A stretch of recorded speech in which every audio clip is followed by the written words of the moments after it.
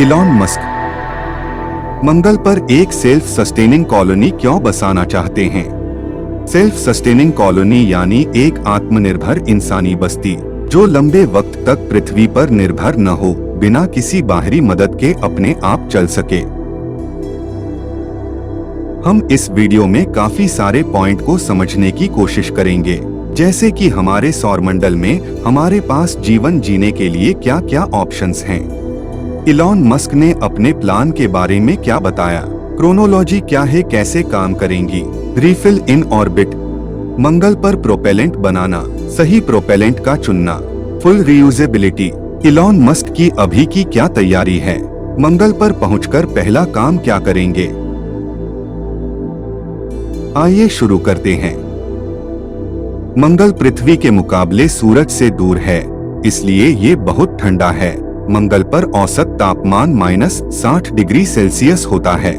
Elon Musk कहते हैं कि ये थोड़ा ठंडा है, लेकिन इसे गर्म किया जा सकता है। इलॉन मस्क कहते हैं हमारे पास दो रास्ते हैं। पहला रास्ता है कि हम हमेशा पृथ्वी पर रहें और भविष्य में होने वाली किसी विनाशकारी घटना का इंतजार करें। हो सकता है न्यूक्लियर वेपन्स के साथ कोई थर्ड वर्ल्ड वॉर हो जाए, या जैसे एक एस्टेरॉयड के टकराने से डायनासोर समाप्त हो गए, वैसे ही हम भी खत्म हो जाएं।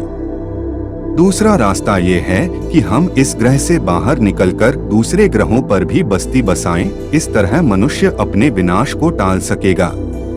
हमारे सौरमंडल में हमारे पास क्या ऑप्शंस हैं? शुक्र ग्रह, जहां बहुत ज्यादा प्रेशर है और एसिड की बारिश होती है। बुध ग्रह, ये भी सूरज के बहुत पास है, वहां बहुत ही ज्यादा गर्मी है। जुपिटर और सैटर्न के चांदों पर जा सकते हैं, लेकिन वो बहुत दूर हैं। हम अपने पृथ्वी के चांद को भी टारगेट बना सकते थे, लेकिन ये एक बड़ी बस्ती के हिसाब से बहुत छोटा पड़ जाएगा। और यहाँ कोई वायुमंडल नहीं है। चांद पर मंगल के मुकाबले संसाधन भी बहुत कम हैं, इसलिए फिलहाल मंगल सबसे अच्छा ऑप्शन है। मंगल की हवा बहुत ही खराब है।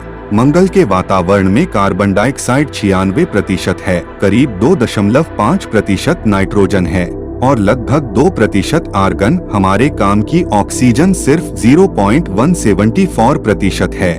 मंगल का डायमीटर पृथ्वी से लगभग आधा है, लेकिन ये पृथ्वी के सबसे करीब वाला साइज है। बाकी ग्रह या तो पृथ्वी से बहुत छोटे हैं या बहुत बड़े हैं। मंगल पर ग्रेविटी पृथ्वी के मुकाबले लगभग 1/3 है। मतलब आप मंगल पर आसानी से लंबी छलांग मार पाएंगे। मंगल और पृथ्वी अपने अक्ष पर लगभग एक ही स्पीड से घूमते हैं, इसलिए मंगल पर एक दिन पृथ्वी के एक दिन से सिर्फ 40 मिनट बड़ा होता है। सितंबर 2016 में इलॉन मस्क ने अपने प्लान और उसके कई तकनीकी पहलुओं के बारे में विस्तार से बताया था। आइए हम इसे समझने की कोशिश करते हैं। इसे 5 भागों में डिवाइड किया गया है। हम एक एक को बारीकी से समझेंगे। पहला पॉइंट, रिफिल इन ऑर्बिट, पृथ्वी की कक्षा में फ्यूल भरना। पहले रॉकेट स्पेसशिप को ले जाकर पृथ्वी की कक्षा में तैनात कर देगा। उसके बाद स्पेसशिप पृथ्वी की परिक्रमा करेगी और रॉकेट नीचे आ जाएगा। फिर इसी रॉकेट के ऊपर एक फ्यूल टैंक लगाया जाएगा। रॉकेट तुरंत इस फ्यूल टैंक को पृथ्वी की कक्षा में परिक्रमा कर रही स्पेसशिप तक ले जाएगा। रॉकेट दोबारा नीचे आ जाएगा। ये टैंकर भी स्पेसशिप में फ्यूल भरने के बाद पृथ्वी पर लौट आएगा। ऐसा करने से छोटा रॉकेट बनाकर उसमें ज्यादा सामान और लोग भरे जा सकते हैं। दूसरा पॉइंट, मंगल पर प्रोपेलेंट बनाना। प्रोपेलेंट यानी वही फ्यूल जिससे रॉकेट उड़ान भरता है। मंगल पर ढंग का शहर बनाने के लिए स्पेसशिप को वापस पृथ्वी पर भेजना होगा। मंगल पर प्रोपेलेंट बनाने के लिए सही माहौल है।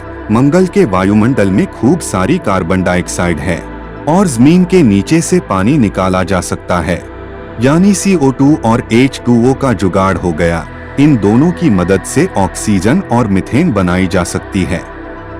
तीसरा पॉइंट, सही प्रोपेलेंट का चुनाव। रॉकेट फ्यूल के लिए 3 मेन चॉइस हैं।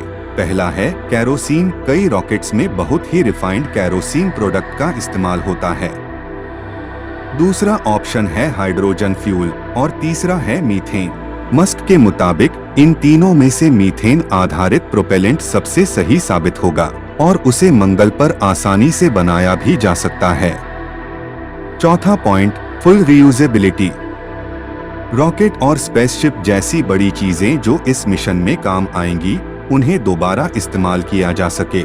आमतौर पर एक स्पेस मिशन में इस्तेमाल होने वाला रॉकेट सिर्फ एक ही बार के लिए होता है।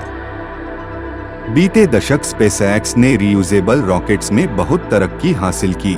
2015 में स्पेसएक्स ने फैल्कन 9 रॉकेट को ऑर्बिटल लॉन्च के बाद दोबारा सही सलामत जमीन पर लैंड कराया।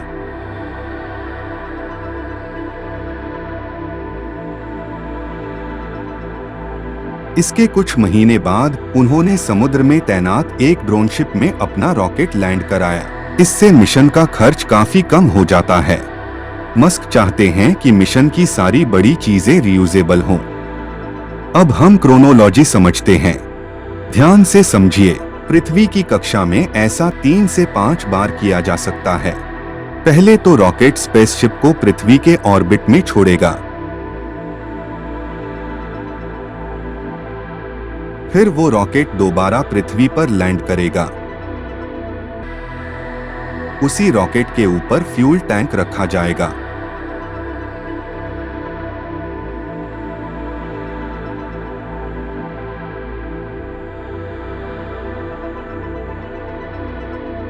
रॉकेट इस फ्यूल टैंक को स्पेसशिप के पास लेकर जाएगा।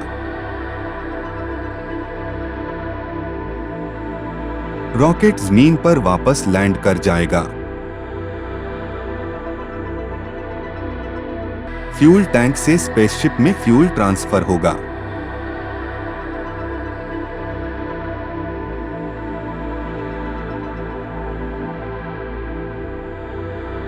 और फिर वो फ्यूल टैंक भी पृथ्वी पर वापस आ जाएगा। फिर ये स्पेसशिप मंगल तक जाएगी। मंगल पर प्रोपेलेंट बनाया जाएगा।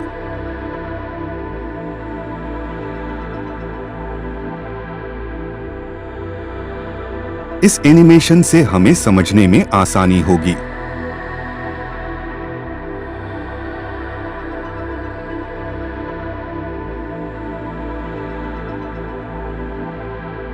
मस्क के मुताबिक भविष्य में पृथ्वी की कक्षा में एक साथ हजारों स्पेसशिप होंगी। ये सभी स्पेसशिप मार्स की तरफ एक साथ जाएंगी जब मंगल ग्रह अपनी सही पोजीशन पर होगा। लेकिन ये सही पोजीशन क्या है? पृथ्वी और मंगल दोनों अलग अलग स्पीड से सूर्य की परिक्रमा करते हैं। हर 26 महीने में एक बार ऐसा वक्त आता है जब पृथ्वी से मंगल पर स्पेस मिशन भेजा जा सकता है। इस समय को लॉन्च विंडो कहते हैं। जब ये लॉन्च विंडो का वक्त नजदीक आएगा, तभी स्पेसएक्स का जहाजी बेड़ा एक साथ मंगल की ओर निकलेगा। इलॉन मस्क मंगल पर करीब 10 लाख लोगों का शहर बसाना चाहते हैं। शुरुआत में एक स्पेसशिप 100 लोग और खूब सारा सामान लेकर जाएगी। इस हिसाब से करीब 10,000 बार उड़ान भरनी होगी। लेकिन इतने सारे लोग पहुंचाने में कितना वक्त लगेगा? मस्क का अनुमान है कि पहले लॉन्च के बाद करीब 40 से 90 साल लग सकते हैं। स्पेसएक्स भविष्य में और बड़े स्पेसशिप तैयार करेगी। इनसे एक बार में 90 से भी ज्यादा लोग और सामान मंगल तक भेजा जा सकेगा। अभी क्या तैयारी है? इलॉन मस्क का मार्स रॉकेट एक बार में करीब 550 टन का पेलोड उठा पाएगा। लगभग इसी साइज का नासा का सैटर्न वी रॉकेट है। ये अब तक बनाया गया सबसे बड़ा रॉकेट सिस्टम है। इसी का इस्तेमाल करके नासा ने चांद पर लोगों को उतारा था। सैटर्न वी एक बार में 135 टन का पेलोड उठा पाता है। मस्क अपने इतने ही बड़े रॉकेट से 550 टन उठाने का दावा कर रहे हैं। स्पेसएक्स ने अपने रॉकेट के लिए खास तरह का इंजन डिजाइन किया है। इसका नाम है राप्टर इंजन। जो रॉकेट स्पेसशिप को पृथ्वी की कक्षा में ले जाएगा, उसमें 42 राप्टर इंजन लगे होंगे और जो स्पेसशिप मंगल तक जाएगी, उसमें 9 राप्टर इंजन होंगे। ये बड़े रॉकेट और स्पेसशिप का बहुत आगे का प्लान है। फिलहाल स्पेसएक्स जिस स्पेसक्राफ्ट को चांद और मंगल पर मिशन के लिए भेज सकता है, उसका नाम है स्टारशिप। यही स्टारशिप आगे चलकर स्पेसएक्स के पहले मार्स मिशन में काम आएगी। मंगल पर पहुंचकर पहला काम क्या करेंगे? मंगल पर बस्ती का हुलिया क्या होगा, वहां रहेंगे कैसे? इलॉन मस्क ने इसे लेकर बहुत ज्यादा डिटेल में बात नहीं की है, लेकिन शुरुआत से वो मंगल को टेराफॉर्म करने की बात कह रहे हैं। टेराफॉर्म करने का मतलब है किसी ग्रह का वातावरण बदलकर उसे मनुष्यों के रहने लायक बनाना। इलॉन मस्क की ट्विटर कवर फोटो में आप मंगल को धीरे धीरे पृथ्वी जैसे ग्रह में तब्दील होता देख सकते हैं, लेकिन ये कैसे होगा?